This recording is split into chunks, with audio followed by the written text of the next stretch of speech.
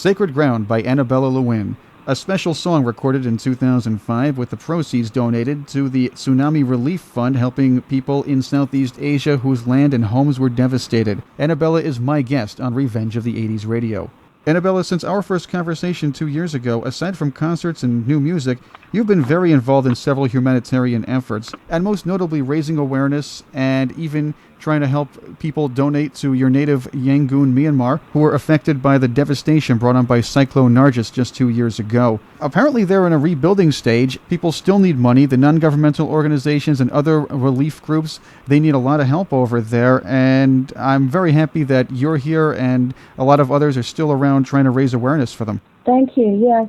I hope that we haven't forgotten about that country needing help still, as of course with all the recent tragedies that we've seen, of course, on the news with Haiti and Chile and Rio de Janeiro, and it's just unbelievable what's actually going on in the world, and of course recently in Iceland with the volcanic eruption. It's hard to remember sometimes for a lot of people because it's the disaster of the time. It's we're donating to the most recent one here. When people don't realize, Annabella, that Burma is in the middle of a 3-year plan to rebuild from that devastation. It's one of the worst cyclones, one of the worst natural disasters in world history, at least recorded world history. There is I believe one of the Delta areas is even suffering from drought problems and a very, very bad shortage of water.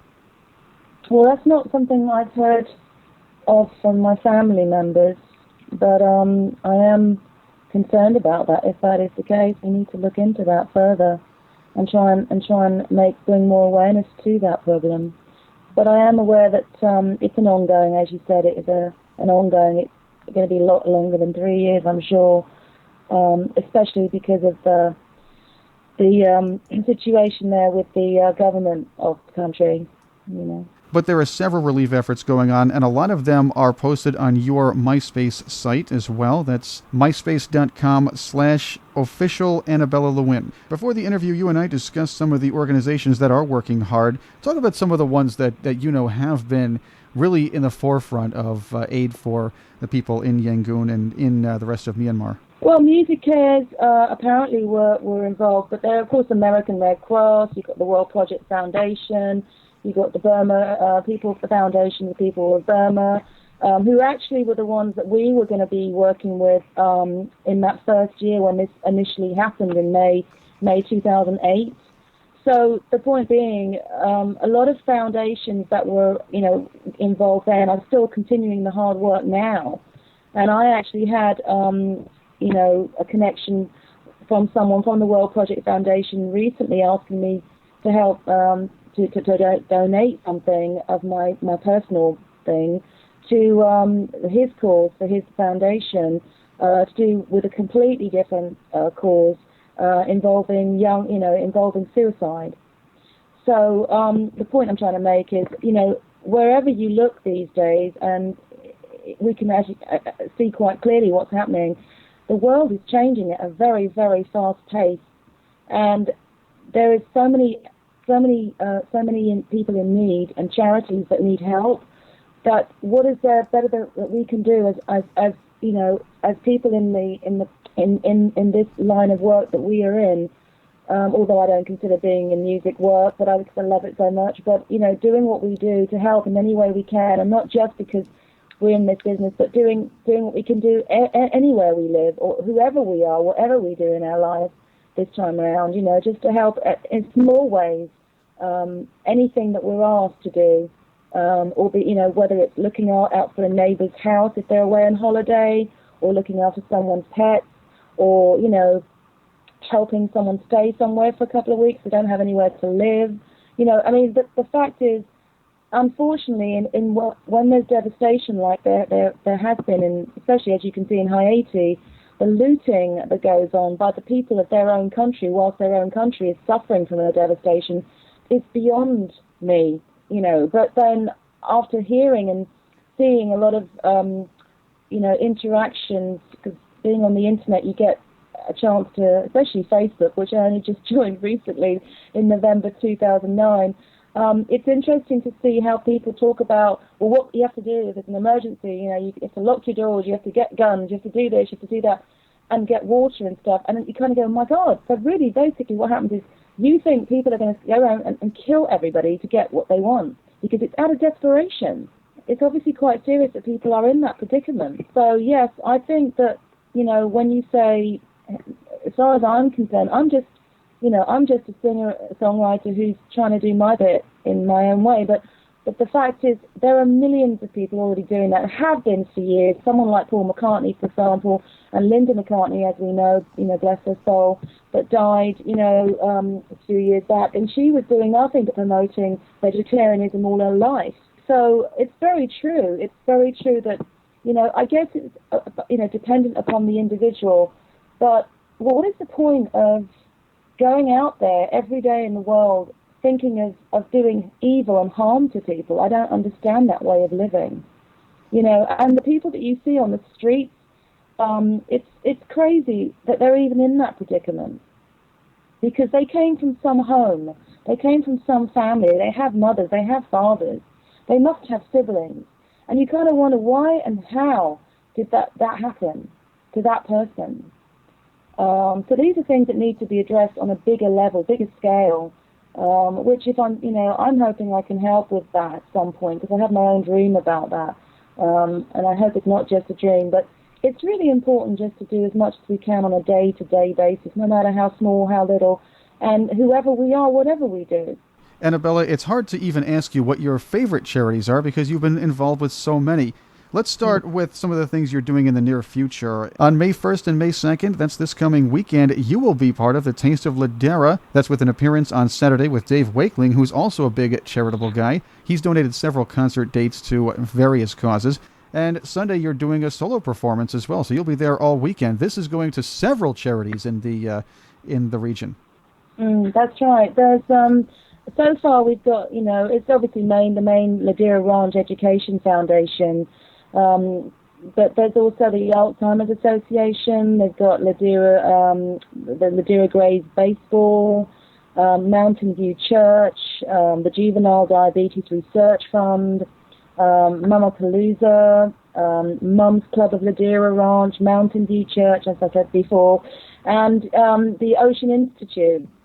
So there are several charities that we are all there on the day for, not just the artists performing, but the people attending.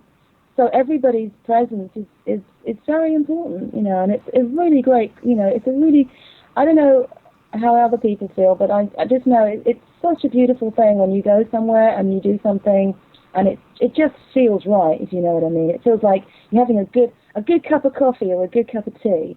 It just feels right when it tastes good, and when it sounds good, everyone's happy.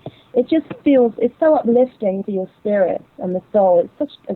It's good elixir for the soul, basically. So yes, it's going to be a wonderful day. I know what you mean about that tea. I just had some delicious Earl Grey before the interview. Oh, good. It's an English tea, isn't it? That's Earl Grey. Yes, it is.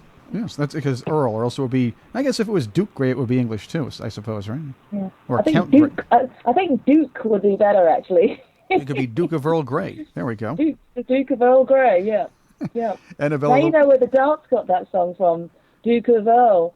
There's a song, Duke, yep. Duke of Earl, Duke of Earl. That was, I wouldn't be surprised if that came from that discussion about tea. Anyway, continue.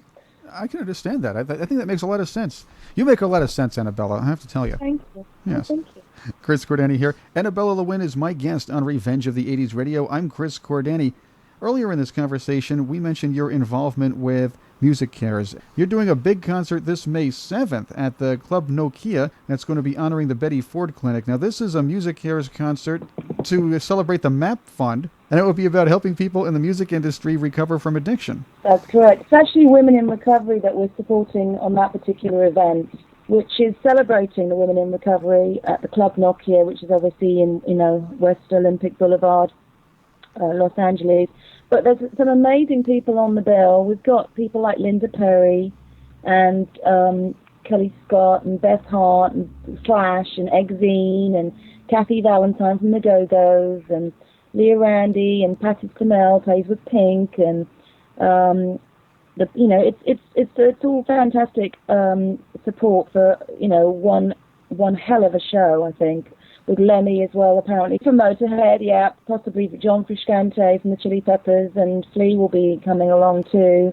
But basically, it's the cause. Again, it's celebrating the clinic. I mean, Betty Ford and the Betty Ford Clinic, they've all been involved in helping to raise money for years.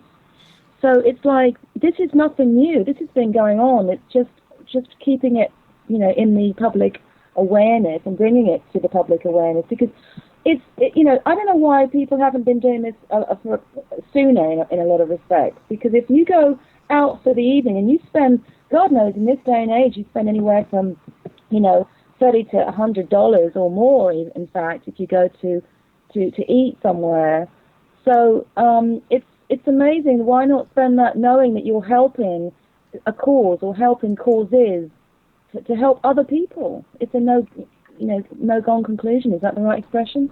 I believe it's a no-brainer. There we go. Or it's a no-brainer, that's it. Yeah, or a foregone conclusion. One of those two. It's a foregone conclusion, but it's a no-brainer. That's correct. Thank you very much, Chris. All of the above, yes. Yeah. Now, I know. Sorry, I've got jet lag. It's jet lag, people. It's jet lag. I flew in from England on Friday. I went straight into rehearsal Saturday and sang for 6 hours, and I'm like, oh my God. Am I here? It was surreal. I was at Malcolm's funeral yesterday. It was the most bizarre 2 days I had. One thing about addiction is that the tabloid media seems to like to feast in such problems in the music industry and other creative businesses, but it's a very serious problem, and it's great to see that you and other musicians are looking out for each other. Yes, absolutely. I mean, they're saying, in which I haven't advertised officially yet, because I'm trying to focus on the Ladera, because Ladera is the first one I'm doing, May the 2nd. And I don't know if you have the address for that, but that's going to be at Founders Park, Daisy in Avondale, 28243 Sellers Road North, Ladera Ranch is the actual address for the all ages event. And that needs, as I say, we're doing a lot of, there's a lot of charities involved with that. With the map thing, I think it's pretty much covered. It's been running very smoothly, but they're saying in their press release that women in general are less likely to get the drug addiction treatment they need. Only 8% of the women who have a problem with addiction seek help. And the number of women abusing alcohol, as indicated by related traffic arrests, have risen 28% over the past decade. So MusicAid is focusing attention on that particular evening. It's all in aid of that, and saluting the Betty Ford Centre. So it's amazing, that something like this has only just been addressed, and we're in 2010.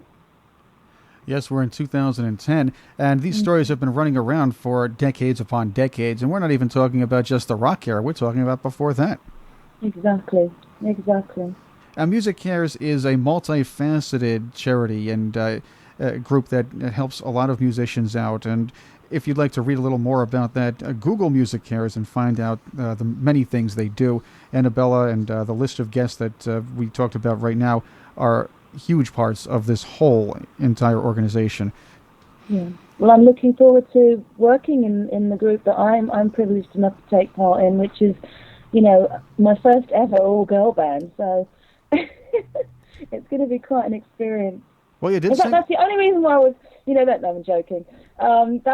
It's part of the reason, but not really. But I was asked to do this by Kathy Valentine from the Go-Go's, and because we crossed paths before, and it's very rare that you get a chance to speak to other artists when you're actually on the road, at a show, blah blah blah. Because so many other people are trying to get to them to speak to them, and mainly, do this, that, and the other. But it's lovely when you actually get a chance to sit down and have a chat with your fellow, artist and your fellow, musician, and it's that you have crossed paths with it many years before or whatever. So yeah, it was nice to be asked. I feel very honoured to be a part of this, very honoured, and I'm sure, all the people who have been doing this for years are probably going to be wondering what the hell I'm doing there, because I've never been, involved in any of that, and obviously some of the people who are actually doing something have, apparently, but I'm not privy to that. I don't know who it will be.